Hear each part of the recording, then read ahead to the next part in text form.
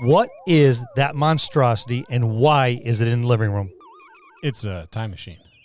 You can't be serious. Of course I am. I bought the plans off the internet. I made a few modifications of my own, so now the computing power is off the charts. I cannibalized all of Lou's electronics for parts. I am assuming you did not get his permission for that. What am I saying? Of course you did not get his permission. Oh, he won't mind. I'm going back to 1969 to experience the birth of D&D. You should come. I took the seats out of Lou's car. There's plenty of room for you. Save yourself the trip because we have some living D&D history joining us today in the dojo. Let's spend an evening with Tim Kask this week on the Dungeon Masters Dojo.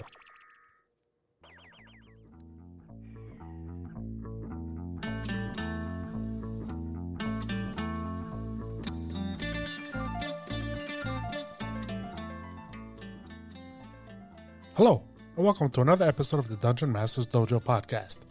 This is a show for game masters and players alike. We hope to bring you tips and tricks to elevate your game and develop the art of dungeon mastery.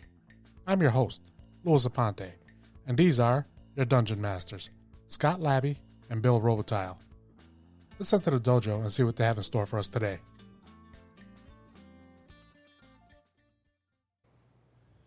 All right, and we're on. So, Tim, how did you come to meet Gary Gygax and become the first full-time employee of TSR? I called him up late one night. I had a chainmail question. Tom Wallman had been running a game at the University of Chainmail. That's the first time I'd ever played it. And we came up with a rules question. We made an interpretation and we went on. But it just nagged at me a little bit, wondering if I was right. So being the shy, retiring type I am, I called directory assistants, long-distance directory assistants, and asked, do you have a guy named Gygax in Lake Geneva? And they did, and they gave me the number. And a couple of days later, it was Saturday night when the rates went way down after 9 o'clock on Saturday until 6 or 7 on Sunday. It was the cheapest time you could call long distance. So I called him up at home. Hi, are you Gary Gygax? You're the one that did chainmail? Yep. Hi, who are you? I told him. And that conversation lasted over an hour. We just had a lot of common interests, and Gary liked to jabber, and I liked to jabber. And one thing led, and something I didn't notice at the time, but when I asked him the rules interpretation question, the first thing he responded with is, how did you solve it? And he did that throughout. When people come up and want to go, well, how'd you do it? That would always be his first question. And never answer a question. He would always ask a question. Well, what did you do? How did you solve it? How did you work it out? And he would never say, oh, you're wrong. If you were, he'd say something like, well, I might have done it a little differently. He'd never tell anybody, especially a stranger, you were wrong.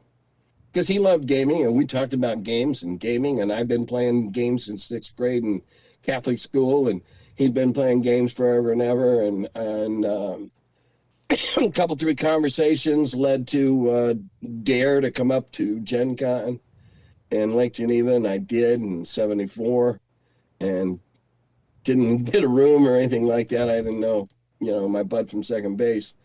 And spent the day and played a couple times and bought a set and took it back to college. And as they say, the rest is history. We kept up our correspondence, conversations. We didn't correspond. Kept up our conversations, and I said, sounds like what you need's a quality editor. And because I told him after I played D&D the first time, I told him the rules sucked. And I think I probably used those words, because they were poorly laid out. And it took me, and I'm an experienced gamer and fairly intelligent, it took me 3 weeks to figure them out and get a campaign started. 3 weeks of all my spare time poring over these books, trying to figure out what the hell they actually meant. And I told him that. And he laughed and said, yeah, well, we know our strong suits, and editing isn't, and writing isn't one. I said, well, that's mine. And so we started talking, and he said, well, if you're looking for work when you graduate, and this was about a year down the road or so, he said, we'll have a place for you. So I went to the college and I changed my major. I did a specialized major and gave them a curriculum of what I would take, and they approved it. Probably because the guy that was on the board that approved these things was also our club sponsor. So we were fellow war gamers.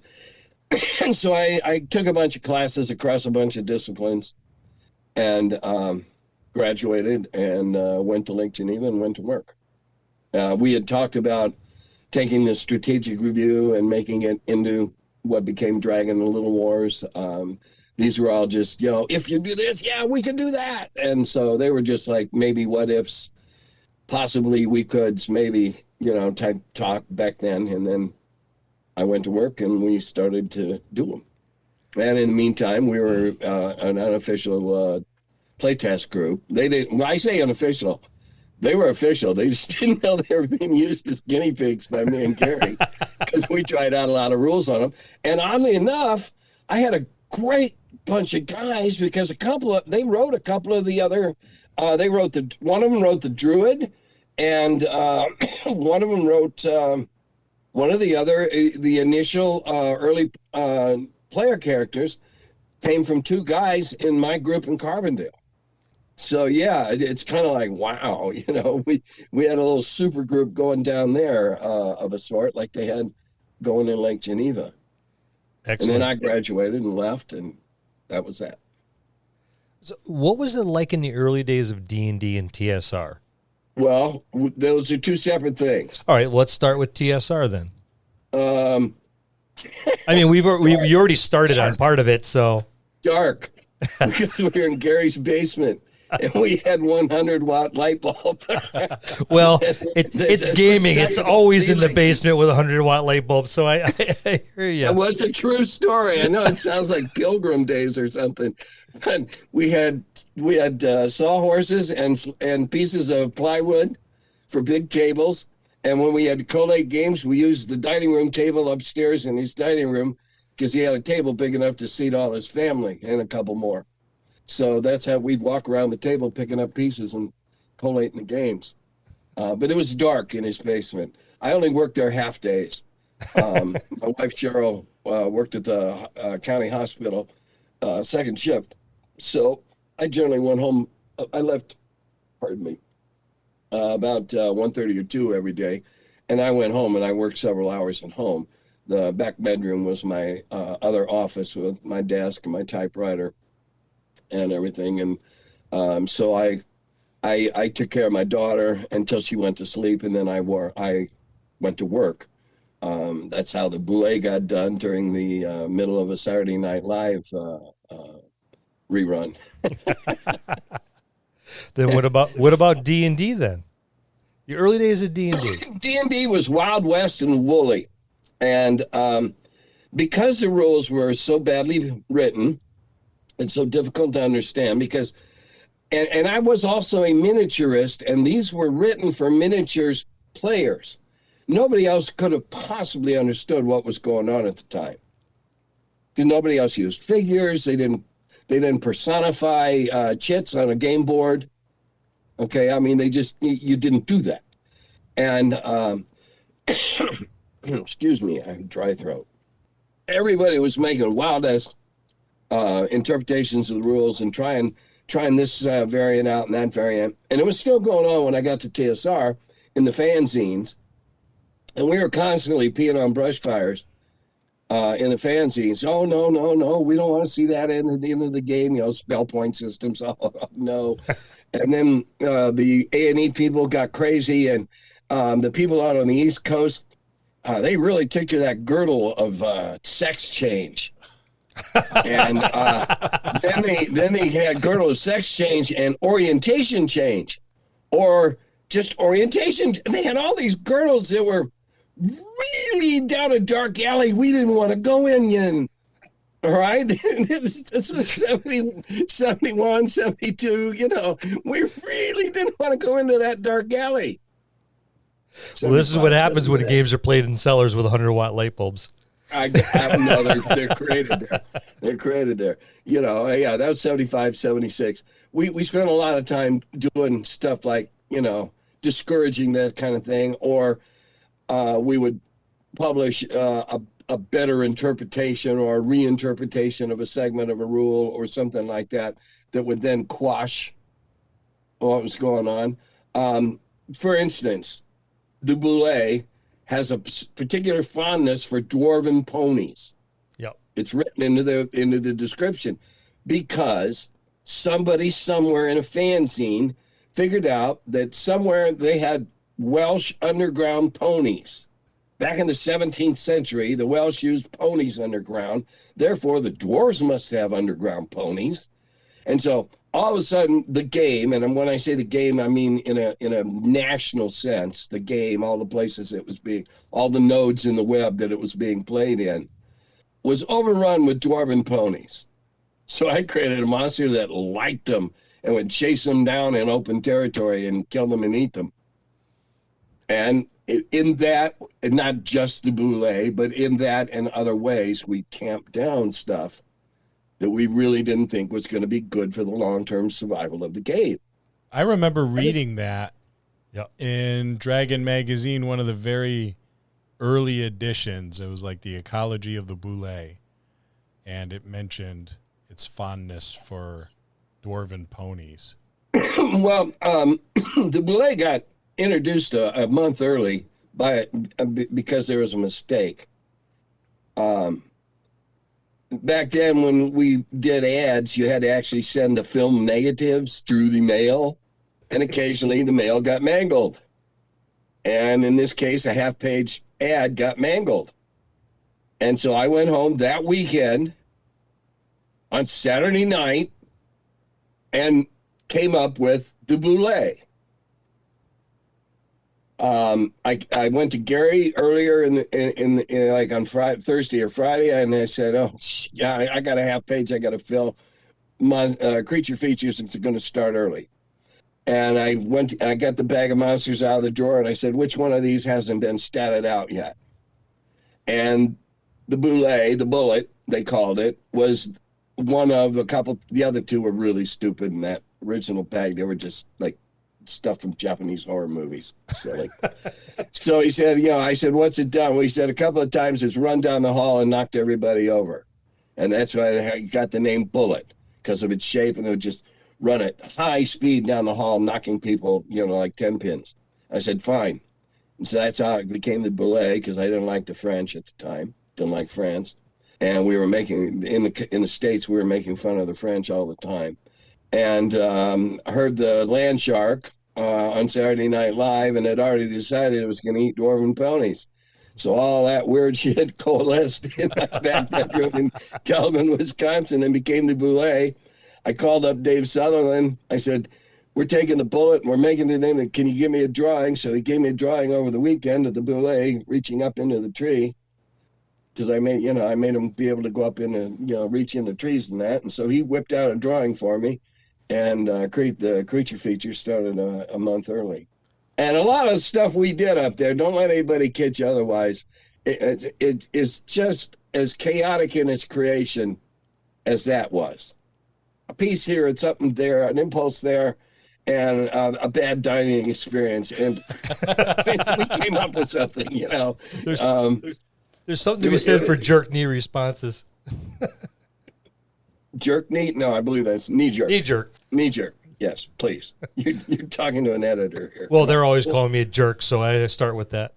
Oh, well, no. In this case, you're second rate. So what is your fondest memory you have with TSR? Oh, the first year and a half or 2 years. Anything in there. Some of the stuff we did was incredibly hard work those first couple of years, but there's nothing as satisfying as opening up on the first day of a convention, we'll say Metro Detroit Con, which is a big deal at the time in numbers and where it was in the Midwest, and it was in down on the riverfront, in a really fine building, and having our 3 tables and wondering, did we bring too many books or whatever? and they opened the doors, and we sold everything we had set out the first hour and a half, and we're unboxing and bringing boxes up, and we sold just about every bit of product we brought with us that weekend. Worked our asses off doing it because it was nonstop at the table, because back then you had to listen to everybody's last favorite dungeon story, and then they'd buy the book. So, that's where I got sick of listening to everybody's last favorite adventure, because we had to listen to literally hundreds of them in those first years. Because, you're standing there smiling, waiting for him, give me the money, give me the money, give me the money, thank you, goodbye. And then you had to listen to the next one. And it would go on like that for hours. And we understood. People were enthused. They loved our product. And that, we fed on that energy. But, oh, my God, if I hear another bad dungeon story that they left part out of, because now it makes no sense whatsoever. But, they understand it, but no, nobody else did. Those are great times.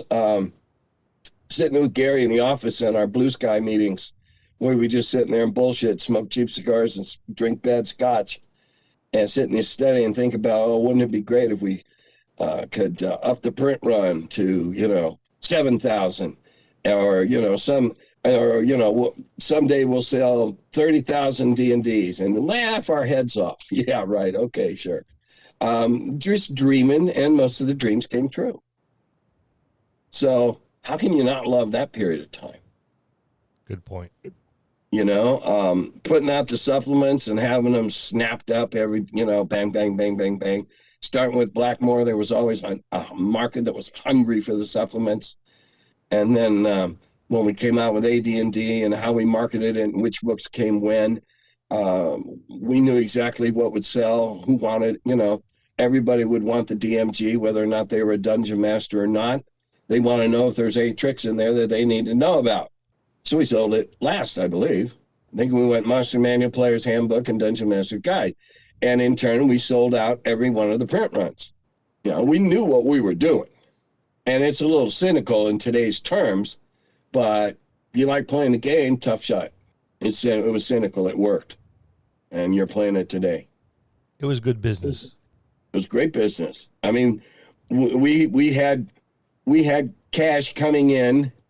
I'll give you I don't remember which kind. It might have been the first or the second Origins, which were out in Baltimore. And we had so much cash. Literally, the cash box was stuffed with cash. So we decided we'd have a poker game that night in the motel room. So the deal was nobody had anything in their pockets. Everybody, we were playing with this real money chips. And so we had like $8,000 worth of money sitting there we were playing in chairs around the bed. And so we were counting out, how much is here? Okay, divide that by 6. Okay, and we played with throwing in, $5 bills and 10. I mean, that's back when $5 was $25 today. And we knew it wasn't our money, but oh shit, it was fun playing, literally playing with it. It was great fun. So we had moments like that.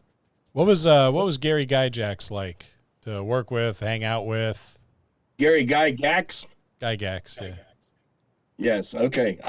Gary would go if he heard you mispronounce his name. Gary was just as strange as some of his pictures make him look. Some of those old pictures, the black and white, the old ones where he's looking, in his head he could be that way. He was a shrewd businessman and an abominable judge of character. He brought in the blooms, and she who shall not be named ended up in there too. Okay, and so he was not a good judge of a person's business character, obviously. Other than that, he was when I knew him before the world started falling in on him, especially the first 3 years I knew him before he lost majority control in the company and the purges started. He was a happy-go-lucky guy, driven, obsessed, worked out amazing hours. always had time for his kids. He'd work long into the night. You'd give, he'd say, okay, I'll have this all done on Monday. And he'd come in on Monday morning with a 385 typewritten page manuscript that he cranked out that weekend. So he was, he was amazingly, he had an enormous amount of energy. Creatively, well, he was like all of us. He looked a little off his trolley. But I think all of us that are really, really creative would be classified as a little off their trolley, because normal people don't think about kobolds and boulets and, cutting open monsters to see if there's any gems in their gizzard, I mean, that's not what normal people do. But then again, who wants to be normal? If you're not into fantasy, and fantasy is still a minority genre, though it certainly has gone mainstream. And we knew by 78 what we were going to do. We were beginning to see what was going to happen to popular culture as a result of D&D.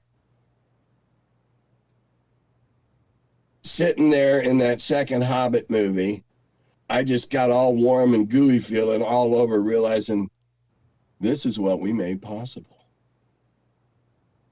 Yep. We started this little snowball rolling down the hill. There was Zardoz. There were other bad, sci-fi or fantasy movies.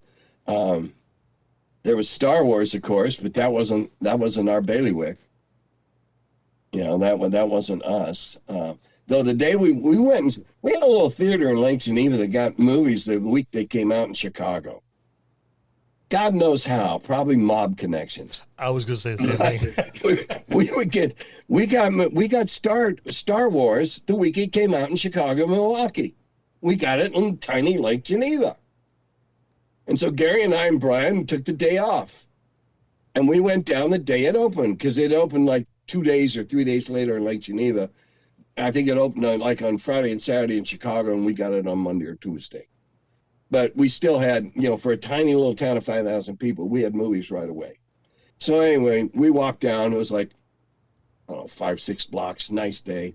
Walked down to the theater, bought our tickets, got some popcorn, went in, sat down, had our minds just blown away, like somebody had run some kind of thin bottle brush in and out our ears, like scrambled our heads. And we came out after that, and the first thing out of Brian's mouth was, boy, is that going to do good for Traveler.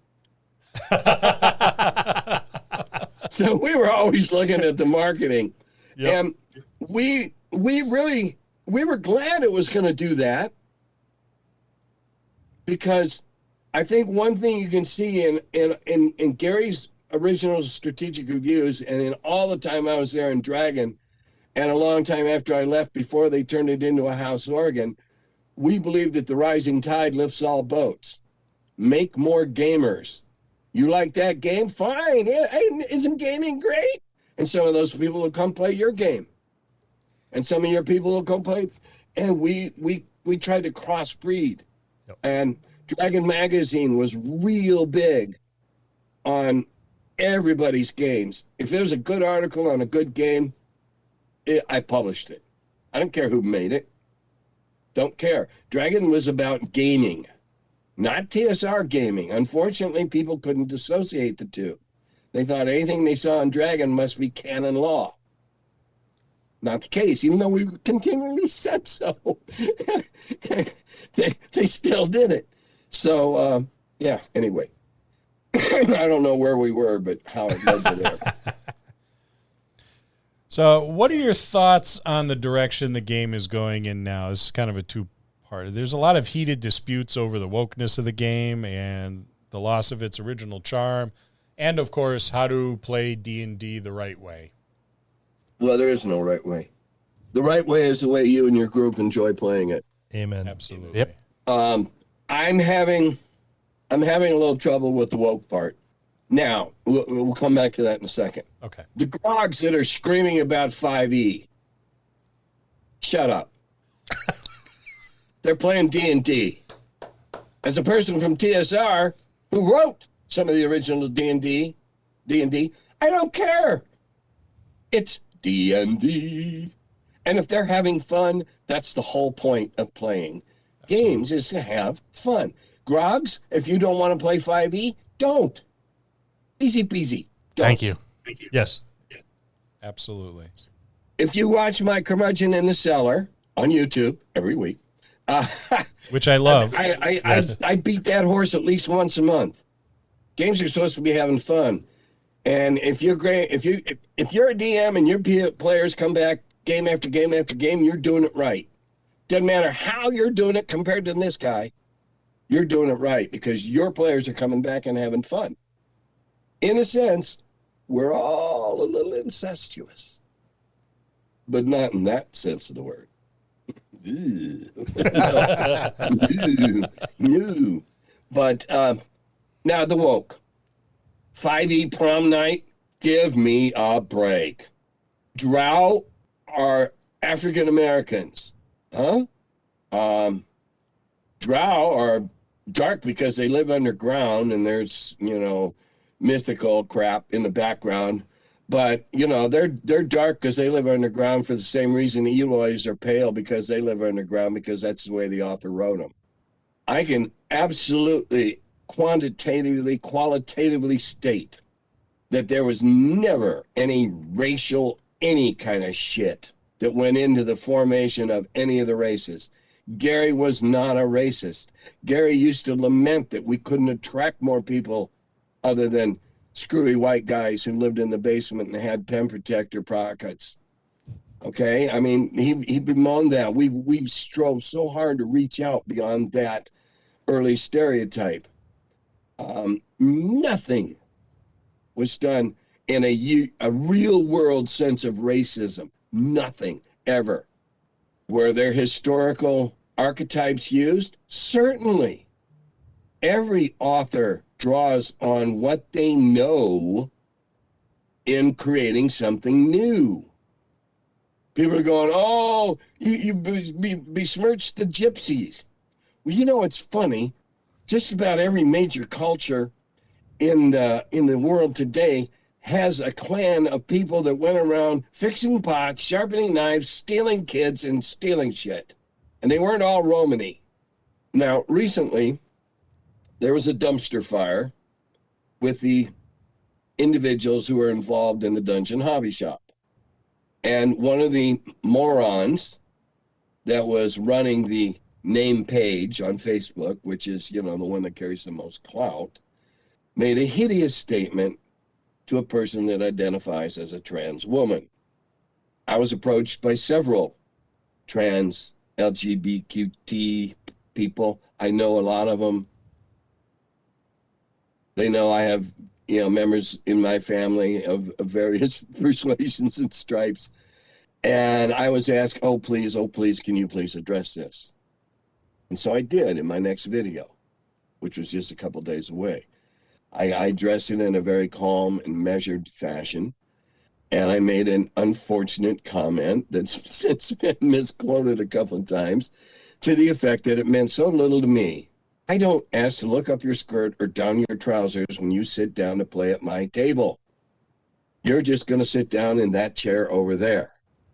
Well, that quote has been mangled up a little bit, but it not to where it goes the other direction. I don't care. Who cares? Who cares? I know guys that are as butch as anybody that played a campaign 15, 20 years ago where they were all women, nasty, evil. Every one of them would put Cruella de Vil to shame. All right? I know another campaign of guys, I'm friends with most of them, they used to turn each other, change sex, and then screw them. Just to get, I got your turn.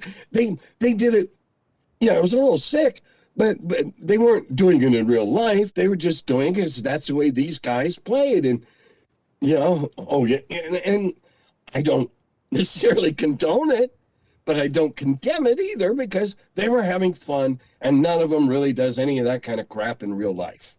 Some people constantly miss the word fantasy. Yeah, those that saw it, there's a good portion that have no idea exactly what it means. Yeah, we should just say we're playing make-believe role-playing. Well, everybody played make-believe when they were a kid. Yeah. Okay, so after some time in the gaming industry, you left, went back to school later in life, and became a teacher. Mm-hmm. So how did that go about? I mean, why did you leave? Because of things that transpired at TSR with me and the Bloom brothers. Fair And enough. we'll leave it at that. Fair enough. I won't push anymore. And what I told people, after I came back in the gaming in 2006 was I got on with my life. I raised a couple of kids. I coached youth soccer for many, many years. I refereed soccer. I was a high school soccer announcer for both programs, male and female. I had a couple of 3 different kinds of jobs over the period of time. And I decided I wanted to go back to school and become a teacher. I taught before for a year, and I really enjoyed it, and then went on to do something else. And so I decided I'd go back and get a master's in education and promptly priced myself right out of the market. And I spent several years subbing at various districts. Every time I came up to interview, I always went to a guy that coached football. I was soccer, and soccer didn't make money. And so it always went to some guy, some history teacher that also was an assistant football coach at somewhere else. So I did that for a while, and then I got tired of it, and so I retired. Fair enough. I can't wait till I retire. It's only a couple of years away. You hope. I hope. I have a very good friend who cannot retire until he's 71 because it'll take him that long to pay off all his kids' college and shit. See, I don't have any children because the government forbade me to breed. Oh, really? So I don't have to worry about that whole college thing. Well, they take you into a dark room one night and shoot weird stuff into your body parts and sterilize you? No, my wife did that. Okay. Oh, no, that's right. I'm going, and that was a Mutant Crawl classic. I love Mutant Crawl classics. I love it. Granted, it's done by my buddy. Granted, I read every word of it as he was writing it, but I just love the whole genre. I wasn't real fond of it way back when. And I don't watch zombie movies now, but I love Mutant Crawl Classic with some of its, it shares a lot of things with Dungeon Crawl Classics. Yeah, I love the funnel. Yeah. Hi, bring in a stack of characters about this big and be prepared to be down to about here by the time you get out alive and play with him next week. Yep. I love that concept. Because back in the early days, we're all saying, oh, hell, roll up another one, and he's around the corner. And that way the group's back up to strength. In the early days, I never went to a table without 3 or 4 characters. Well, we never... Now, see, that's a concept that's been lost. And that's something from early D&D, and we were the first, so I'll just say early D&D. We had a stable of characters because this guy's healing up. This guy's, whatever Gary's got him do. This guy's in another part of the Shire. All right, so we always had a stable. So if Rob was walking through the building, and this is when we got into the house, Rob would stick his head in and go, I'm going to run a game tomorrow night. Where? And he'd say what part of, it was basically in Greyhawk. And then we would pick a person out of our stable that was available that was in the area. So you never got really attached. Yeah. Not like some people that just have psychic meltdowns when you suggest that their character might be dead. Oh, you can't. You need not to invest all your, find a girlfriend, find a boyfriend, get a dog. I'm going to share a quick story. I was at a table a couple years back with another gaming group before this one. And I asked my player, Zip was his nickname, can I see your character? And I grabbed it. And when I grabbed it, I crinkled one corner accidentally. But I crinkled one corner. I didn't need to see what he had on the sheet. because I was questioning a roll. I handed it back to him. He crinkled my sheet. Well, obviously I'm dead. Shredded the piece of paper right then and there, got up and stormed out because I killed his character. Now, at no point did I do damage to his character or anything, but I crinkled his character sheet. I say that guy was teetering on a really skinny ice skate on some really thin ice. Yeah, I mean, he came back and I went, what the hell was that? Well, now I have known DMs that are cruel, sadistic bastards. Me too. I'm talking, give me your character sheet. Yep. And either put it in their book. Now, if you read Knights of the Dinner Table, Crutch does that. Yeah. Or they'll tear it into small pieces in front of them. That's unnecessarily cruel. I can say honestly that I have never done anything even close to that. He lies. Especially if you think back in the early days, those of us that played it were all aware of the fact that many of us had fragile psyches to begin with. We're all slightly Our off social kilter. skills were slightly stunted. Well, I didn't have any problem with social skills. I did 4 years in the Navy and I was married. Right. So I didn't have a problem, but I know that a lot of the players did. I know that a lot of the guys in college did. You know, I had I had 2 astronomy majors. Oh, geez. And they both had plastic pocket protectors for their 4 pens and a slide rule. I was going to say, instead of rolling dice, they broke out the slide rule. That's Neil. He made dragon spam. That's another story for another time. There was an extremely high mortality rate in the old versions of the games that just isn't there now. It's a very survivable the DMs game. are weenies, and the players are crybabies. Amen. Yep, we talk about those old days all the time. Risk equals reward. Yep. If you're going to take this fictional character, granted, it's a fictional character, but if you're going to make them as just stinking filthy rich, well, they gotta risk their life at least once. I would think so. Yes. I would think so, but and I've said this quite a bit. A lot of the newer players are playing a video game on the table now. Yeah. Well, and that's why I say if they're having fun doing that, let them.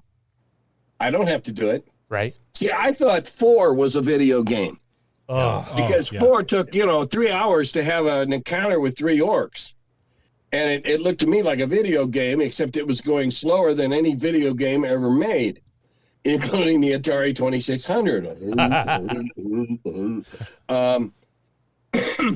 That was my take. My game is locked somewhere, frozen in amber, somewhere between the end of OD&D and the beginning of AD&D.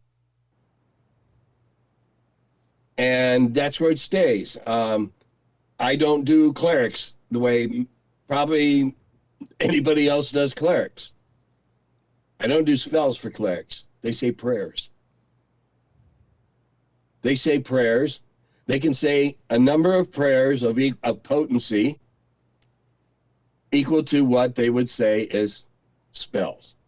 Three relatively small ones, a couple of, and one really powerful prayer.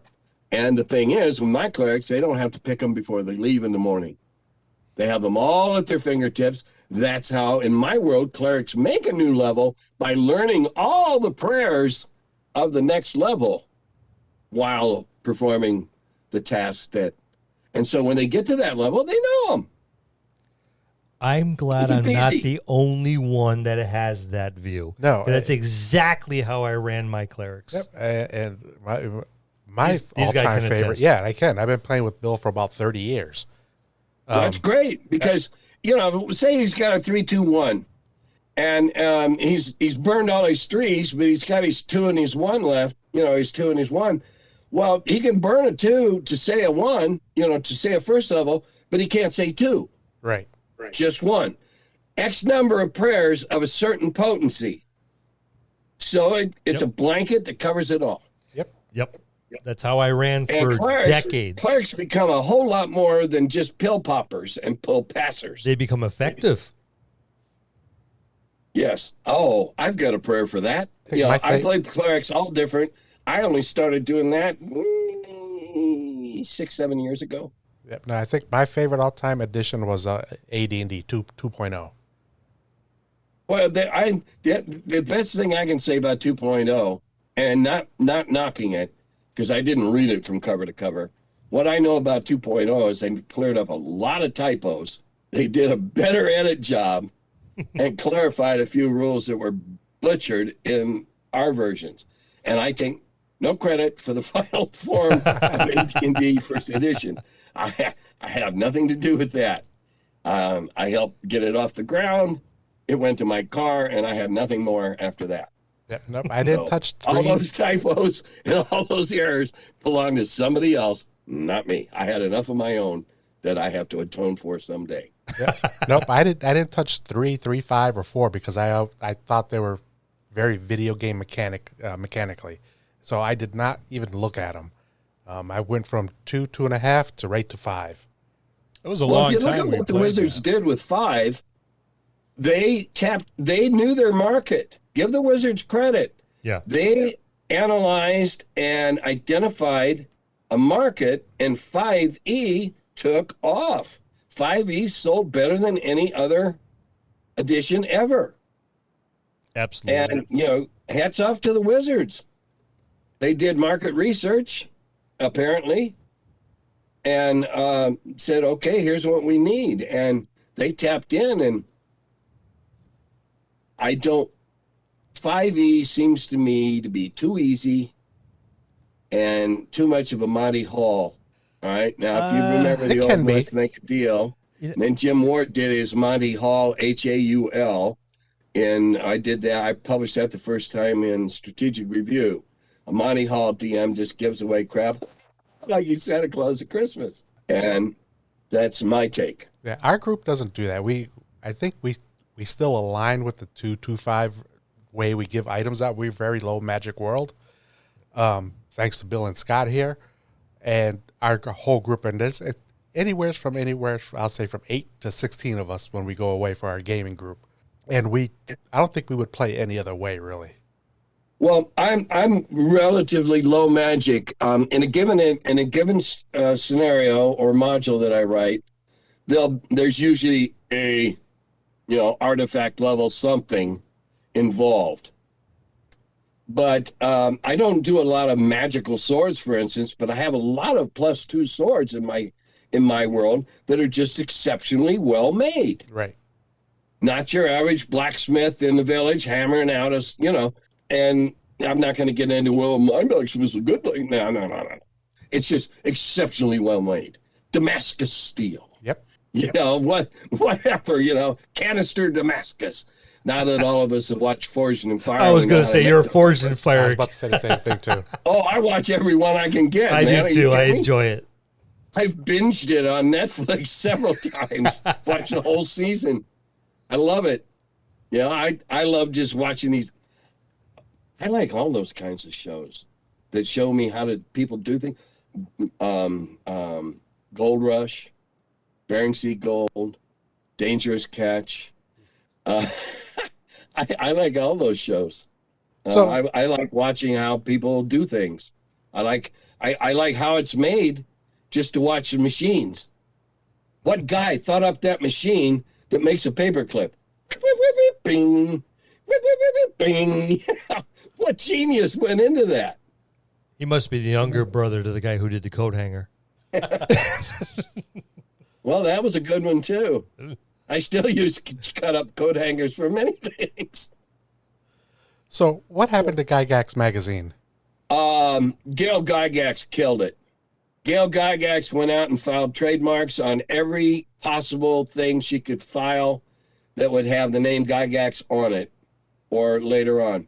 What am I? Have I got 10 minutes left? No, we're just talking amongst ourselves. We're giving ourselves some signals. Oh, secret sign language. Oh, should have given me a little lexicon of that. Thieves can't.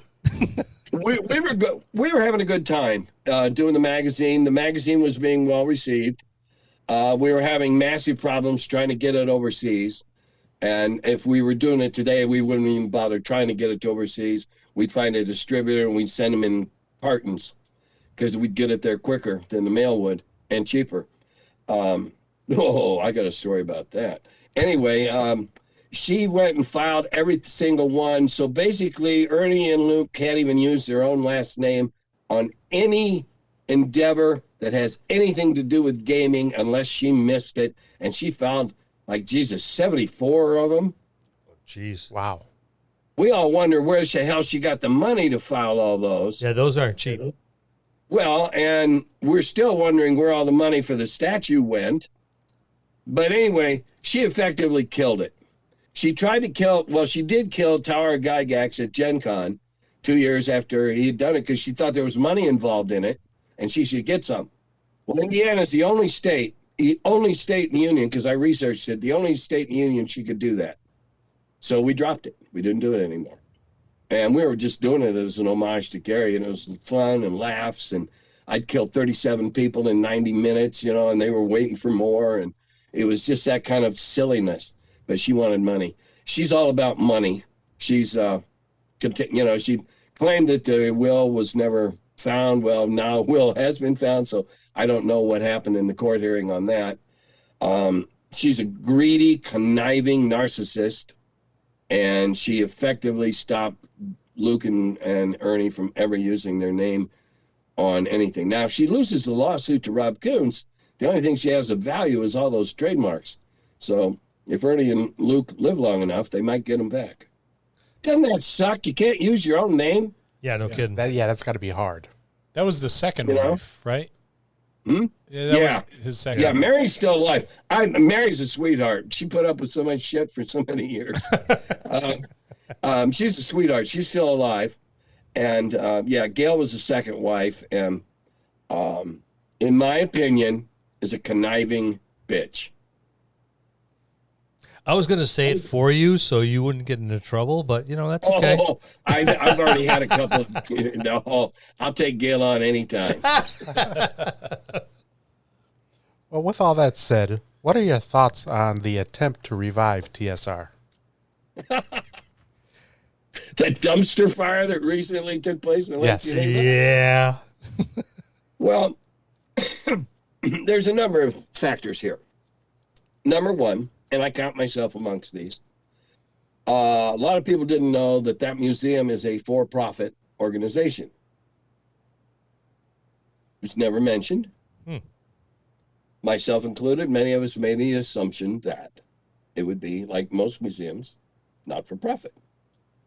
I'd even committed to donating some items, figuring I could write them off. Hey, I'd take the write-off. And so there's a little ambiguity from the very beginning. Jason Elliott allowed the TSR wizard thing to lapse that he had. Now, whether he allowed it to or whether Lanasa sniped him, I don't know.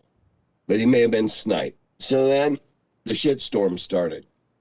And they came out with the new TSR, yada, yada, yada, and Ernie's name splashed across it. And promises of the rest of the old gang coming on board. Well, number one, there isn't a hell of a lot of the old gang left, and number two, ain't none of them come on board. He tried to get me to come on board. Nope. And then they started making really stupid comments. They did a press release that they were going to start the greatest con in the Midwest in Lake Geneva at the Horticultural Hall. Well, first of all, the press release was full of typos and misspellings. Second of all, the Horticulture Hall won't hold more than about 300 people, and that's if the weather's good. If the weather's bad, cut that in half because everybody squeezes in under the roofs. So a lot of grandiose bullshit got trumpeted out there. Ernie's on board for it. Oh God. I like Ernie, don't get me wrong. I've known Ernie all these years.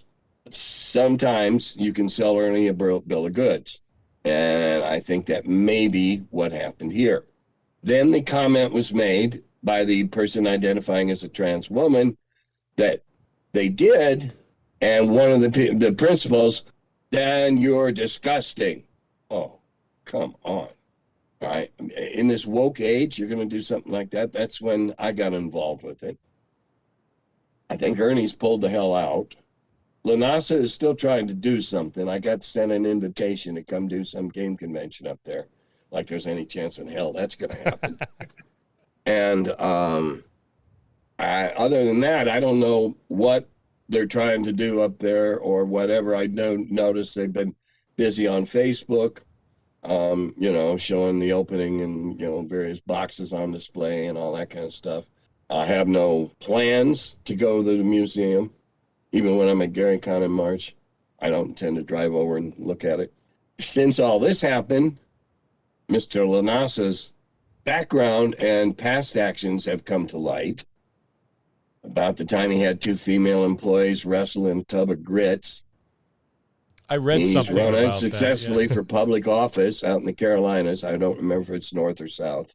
And he was a controversial tattooist out there. Now he's the D&D museum owner. Some unkind people might think he's just an opportunist or a hustler.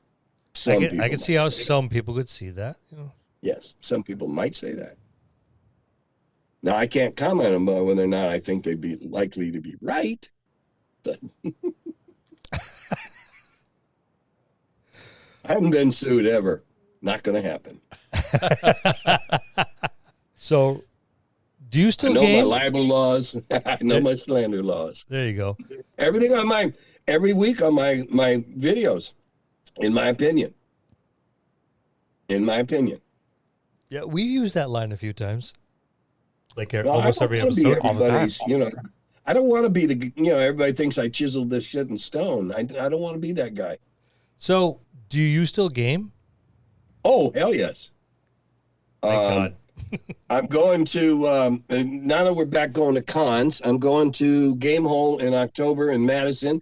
I'm running the Wheel of Blame 5 times. I run the Wheel of Blame online, and I actually charge money, and occasionally I get some. And every other Wednesday night, I have 5 buddies, usually 3 to all 5 of them make it, and we board game. And but the board games we play allow for a lot of backstabbing, trash talking, deals broken. Oh, Monopoly. We warm up with nuclear war and naval war. Oh, there you go. Yeah, perfect. So, yeah, just to get our claws sharpened. There you go. Then you move on to Monopoly. And, one of the guys' nickname is Dog, and another one's Rhino. He was named for his playing style. He's a lot of fun to have around, but new games and Rhino don't get along. He just tries out rules to see what happens. But great guy, great guy. And some of my other old gamers from back in the early 80s that I played with, they're dead. So, Well, Oops. I mean, I used to play with a bunch of guys in the 80s, and they're still alive. Barely. Well, I played with Chuck Crane. He's dead. Yeah. I played with Dennis Mize. He's dead.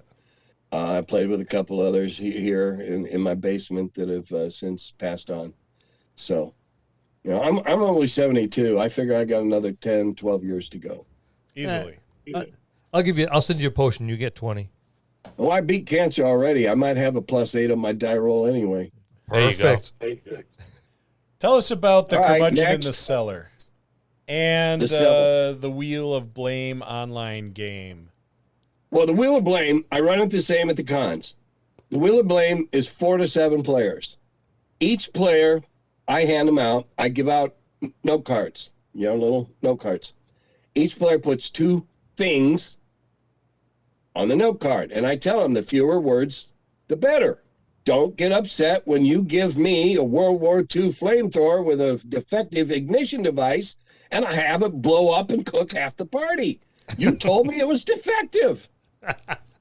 If you'd given me a flamethrower, well, I might have gone somewhere else, I take each of the cards and I take those 2 things, no matter how disparate they might be, and I make them into an encounter. So if there's 4 players, 4 encounters, 7 players, 7, okay? And so in the wheel, you go from encounter to counter. At each encounter, somebody must get a token. I've got one of these little tokens here. I had several hundred made up just before we got locked down. And I think I gave them out at one con. So they're real collector's items. But it's a caricature of me on one side. I don't know if you can see this. Yep, we can see it. I can't. I have me turned off. I look at myself too much. And on one side it says, "In Tim we trust," and the other side it says, "It's not my fault." That's awesome. Because as you go along, you have to overcome these things. They have pre-gens. They have lots of healing potions. They have a number of universal antidotes, which will fix anything, because it's not about killing them. After getting about an 85% TPK rate for several years at cons, I decided, well, after the cancer, I got mellow. Go figure. And so this is more about having fun. And the only rule is you can't say anything if you think I'm on your card. Well, oftentimes 2 or 3 people will put something very similar on their cards. So all of a sudden, 2 or 3 of them can't talk because it might be their card. And then at the end, when it's all over, we go through and we figure out who's to blame. And I read the cards. And then they think, okay, oh, that was the time we got swirled around, the big swirly in the bathtub by the clown with a rubber paddle. Yep. Because you gave me balloons in a bathtub. Okay, so and the best thing I can hear, oh, hell, I died on my own card. And I've heard that 3 or 4 times now. All right. And it's fun. It's not about lethality. It's about thinking. We don't recognize that there is a box. So forget thinking, well, box? What box? It's about thinking out. I had a guy, they had this horrible thorn hedge. They had to figure out how to get across. And also in this area, there was these enormous butterflies with, like a 6-foot wingspan. And he noticed that they were really going crazy about these big trumpet flowers and the nectar. So they took a bunch of the trumpet flowers, poured the nectar. He's stripped naked. They poured the nectar all over him. I rolled a 20-sider, and I'll be damned, the butterflies picked him up and carried him over the hedge. Was it necessary to be naked? I didn't tell him to. He said, I stripped naked and cover me in nectar. I said, okay. Who am I to dampen a free spirit? Just questioning. This is the kind of creative thinking. I was so taken by the creative thinking, I rolled a 20-sider, and basically anything about over a 10, I probably let him do it just because it was fun. Yep. I had a woman in the very first one of these I ran at a con, and she kept trying to take an adult. And I'm okay with that if we're all adults at the table. Well, I figured out her card after what happened on a card before. The card said, Red Dragon Pickle. So off in the distance, they saw a pickle. And I very seldom metagame, but in this instance, I said, they see a pickle, and as you get close, my God, that must be the size of the Oscar Mayer Wienermobile. Right? I will metagame when I can get a laugh. Okay? I'm not a purist. And around it, they saw what they thought was a dragon. As they got closer, it was not a full-size dragon. It only had about a 6-foot wingspan. So they dispatched the dragon, and they climbed the mountain, and there's the pickle skewered on the top of the mountain. And they're hunting all over, looking for the token. So the lady goes, I'm going to go up and I'm going to lick that pickle. Oh, I hadn't thought of this. So she goes up and she mimics, I lick, and she's rolling her eyes and she's in a rapture. And I roll the dice and it's like 83. Oh man, all your hit points are cured. Whoa! So somebody else goes up. And he only rolled like a 37. Well, he got half his hit points. And the other guy went up, and before he even rolled, I said, I think you'll have to come back in a couple, 3 hours. It seems the pickle has lost its stamina. And we were in the middle of a group of about 30 other tables, so we disrupted every table in the auditorium. It was wonderful. Then we got to her card, and I knew it was her card by the look she gave me afterwards, because the card said, Portal to Another Dimension. Undead vixens. So they stepped through the back of the wardrobe and they were immediately attacked by 137 rabid undead female foxes. And she gave me a look, and I knew, I know your card now. And so that's what I do. I take what they give me. I make it weird. Sometimes you got to battle. Sometimes you got to think. Sometimes you're underground. Sometimes you're above ground. Sometimes you're underwater. Sometimes you're in the air.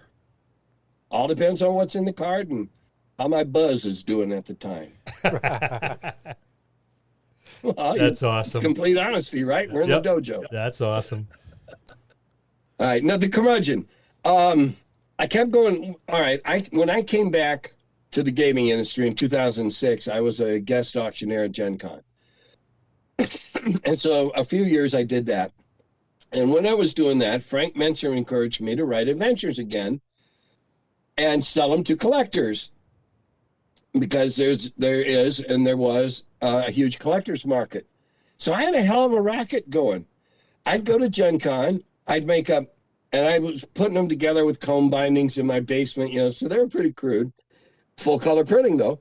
And I was putting together adventures, numbering them. I'd make 10 copies and sell them for $300 a pop. That Not made bad. work going to Gen Con worth it. Yeah, hell yeah. And so I was writing one a year for that. And then I started writing. Well, I way overwrote one for Texas. And everywhere I went, I was getting asked these questions, about, hey, what do you think about that? And I was uncomfortable with that for a while.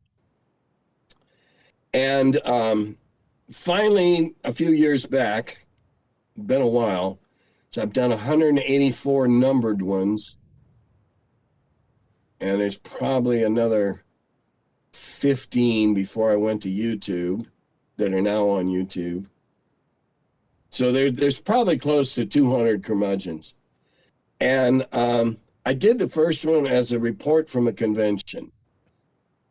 It was I had no idea what I was doing, it was fun. And I got comments. So I did another one and I answered the comments, or I addressed the comments. And during the lockdown, in addition to the curmudgeon, I did, 15, 20 tales from the cellar. I read kids' books aloud, and, I've got a pretty good voice for that. So I was reading children's stories so that, and I had a lot of people from the curmudgeon were playing them for their kids, during the lockdown. Everybody was pretty bored, so even my stories weren't bad. And I also did a few reports from the cellar talking about the kind of the lockdown and what was going on. I just like to park my butt down here, turn on the camera, and talk. I answer the comments from the week before. Not all of them, always. I got a couple of people on there who are long-winded and badly spelled and can't punctuate. Occasionally, I'll cut and paste a few lines out of it and make a good comment out of it. Some of them are going, I'm not going there. But it's all based on the comments from the previous one, questions they ask, what do you think about this? How do you handle that? And I always say, this is the way I do it. Not the way it should be done. Not even the way it says it was supposed to be done, written in the book. This is the way I do it. And very often why I do it that way if I know that I'm, going outside of canon. Like you said, I've been gaming all my life. My mom was I learned Parcheesi, I learned Candyland, I learned all those little kid games. When I was a kid, we had every version of every TV quiz show, home version we had. And then in the 6th grade, a buddy and I were bored. We had a few weekends ahead of us that we'd already finished a project that we booked out for a month, and he had a copy of D-Day. And we sat down that first day and figured out the rules, and then we played it the rest of the month. And I was hooked. And Mike and I played D-Day till the 8th grade. Then he went on to Catholic high school. I went on to public. All right, so I've been playing a long time. I like it all. I like board games. I like minis. Jesus, I've fallen down a rabbit hole in minis. It's actually a board game that has minis. Black Seas by Warlord Games out of England. Wonderful sailing game. Simplistic rules, but They have the verisimilitude that you want in a game that's really about, rolling a lot of dice when it comes down to it. But the problem is that the ships aren't painted. The pieces aren't painted. So I've spent probably 100 hours so far painting game pieces. How sick is They that? got to look good. They got to look good. They will. They will when I'm done. They will. Now I got them painted. I got the sails ready, but I got to put rat lines on. I got to string them all. That's the hardest part. Yeah. That and the 86 little gun carriages you got to paint. But yeah, I love it all. I've been playing a long time. I play the games I like to play. I have a grandson and a granddaughter who were in the games when they were littler. Both of them were playing cutthroat level Mahjong by the time they were 8 or 9. And, Mahjong is a difficult game to master. Anybody can play it, but mastering it's a whole nother ballgame. And I have a great-granddaughter who's 6 going on 7, who already has the makings of a dungeon master. My tip to all dungeon masters or would-be dungeon masters who want a little mental calisthenics, either to sharpen yourself back up or to see if you're ready for this, go out and buy 2 or 3 sets of story dice. Dice that have pictures on them. Roll them out on the table and make a hook. Roll them out again and make a hook. It's very similar to what I do with the Wheel of Blame. Well, my 6-year-old great-granddaughter is pretty good at stringing a 3-die story together. Different dice every time. And she's a little ADD. We know that. But I actually kept her engaged in it for a good 45 minutes. And that's about 25 more minutes, and you get her to do anything else. Because she's just one of these kids that's got to do everything. That's the makings of a good game master. Yep. Because we're all a little ADD. Just a little. She may grow out of it. But that's a curmudgeon. That's all I do. Now, occasionally I'll see something on Facebook, some firestorm going on Facebook, and I feel compelled to chime in. Firestorm, dumpster like fire. Drain. There was a big thing going on a couple of weeks ago about level drain, and it's still going on. So I addressed it, how I deal with level drain. And that's what I said. This is the way I do it. Do you like the idea? Fine. I don't, I haven't trademarked it. I haven't patented it. Take it, run with it. That used to be the best part about D&D. You saw an idea, you lifted it and you put it in your game. Yep. Everybody's game was a hodgepodge in that regard. Now, as long as the core rules remain the same, you could play in anybody's game. His game's high magic. His game's low magic. This guy loves orcs. You could do that. Not now. Everybody's too specialized. Way too many character classes. I could do a 5-minute rant on that. How many kinds of crusaders do you need? Do you even need a crusader? Yeah, I look at it. A fighting guy that's got a strong moral ethic. He's a fighter. See, I look at it the same way, but I also look at it as they're also homogenizing, where everyone can cast magic, everyone can do the same things that everyone else can do. I know. Oh, so, that's terrible. Yeah. Plus, they're maxing out characters before they step foot in a dungeon. Yeah. Because I do view the 5e column every now and again, like 3-4 times a week. And I see, I can't get 243 hit points on my first level. I was shooting. Jesus Christ. First level, we're lucky if we had 5 hit points. Unless you're a mage. That's what we talked about one time. If you were a mage, if you're lucky. a mage with 5 hit points, you've been blessed a couple of times. You were lucky to get 2 on average. 2.5. Yeah. I had a magic user that was killed in a bar fight. Well, look at the Bard. Yeah. First edition Bard was one bad dude. Yeah. Second edition Bard was a weenie. Yep. What a wimp. You know who Dan the Bard is? Dan Marcotte? No. Oh, all you and all your viewers, Dan the Bard. Dan Marcotte, Marcotte. He does 2 or 3 albums of the funniest D&D songs you have ever heard. And he does one about Bard Camp. to take off on band camp about how what goes on at Bard camp stays at Bard camp. Well, a second edition Bard picked a fight with a first edition Bard. It was only afterwards he found out they already knew how to fight. He does. If you've got any sense of humor at all and you do fantasy role playing, go look at his website. There's 2 or 3 there you can listen to for nothing. Buy some of his CDs. Oh, we will. They're hilarious. Princess Pickle Puss. That's a good song. and yeah, I won't give you my spin on him. Just go check him out. Dan the Bard. He's hilarious. He really is a funny guy. And he talks about a lot of the quirks and the weird things in role playing. And therefore, I like him. I'm looking forward to that. God knows we all got a little weird going on. Yes, we do. We sure do. And now you gotta wrap this up. I know, and then we're gonna BS afterwards. And all you people are gonna wonder, what did they talk about after they went off the air? The special stuff. We're not going to say either. That's the other tape that someday will be discovered. That's for the Patreons. And that's an evening with Tim Kask. Don't forget to go check out the Curmudgeon in the Cellar and the Wheel of Blame online game for money. The links are going to be in the description below. We'll see you next time in the dojo. That's going to conclude this episode. Thanks for tuning in and listening. Please subscribe to the podcast for more great content. If you'd like to hear a particular topic, you can reach us on Facebook at the Dungeon Masters Dojo, or you can drop us an email at thedungeonmastersdojo@gmail.com. Thank you, and have a good day.